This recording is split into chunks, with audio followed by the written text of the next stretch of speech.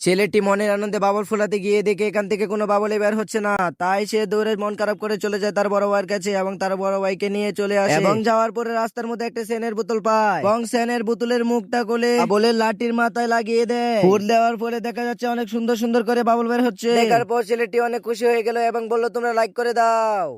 ঘাসের পাতা দিয়ে খুব সহজে একটা রকেট তৈরি করো। এই জন্য একটি ঘাসের পাতা ছিঁড়ে দুই পাশে সমান করে কেটে নিন। তারপর ঘাসের পাতাগুলো নিচ দিকে ছড়িয়ে নিন। ছড়ানো হয়ে গেলে সেগুলো একটি নোকে ভালোভাবে পেঁচিয়ে নিন। পেঁচানো হয়ে গেলে পাতাটি পেছন দিকে টান দিন। দেখুন ঘাসের পাতাটি উড়ে চলে যাবে।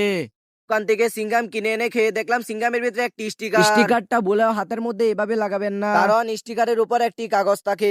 স্টিকারটি লাগানোর পরে কাগজটি এভাবে খুলে ফেলে দিতে হবে, আর এভাবে হাতের মধ্যে একটি সুন্দর ট্যাটু হয়ে যাবে।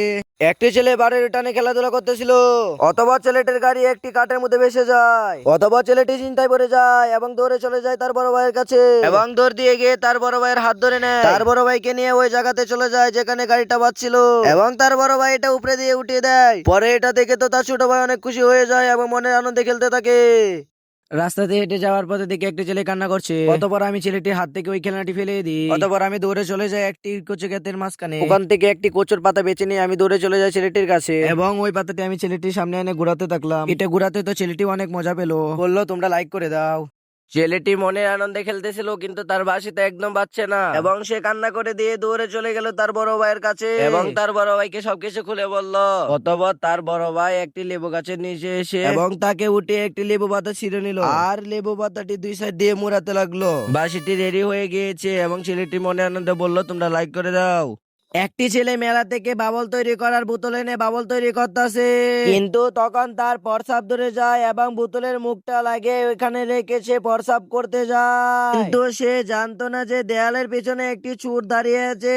সে চুপি চুপি এসে বোতলটা নিয়ে চলে গেল এবং নিয়ে গিয়ে সে নিজে নিজে বাবল ফুটাতে লাগলো। এই ছেলেটাকে কেউ চক্রি বানিয়ে দেয় না, তাই আজ সিদ্ধান্ত নিলে নিজে একটা চক্রি বানাবে। প্রথমে সে কাঠের গাছ থেকে একটি সুন্দর পাতা বেছে নিল, তারপর দুই পাশে সমান করে কেটে নিল।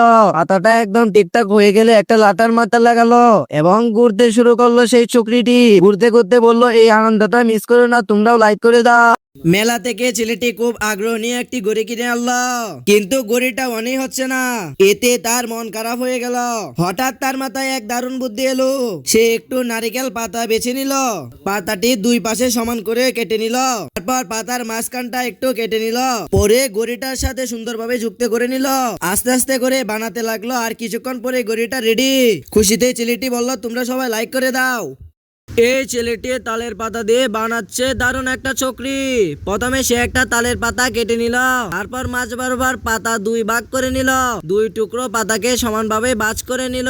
এরপর একটি পাতার ভিতরে আরেকটি ঢুকিয়ে দিল এবং নিচের পাতাটি উপরের পাতার সঙ্গে লাগিয়ে দিল। দেখো সত্যি তো চক্রিটি তৈরি হয়ে গেল। এমন আরো মজাদার ভিডিও পেতে চ্যানেলটি সাবস্ক্রাইব করতে ভুলবেন না।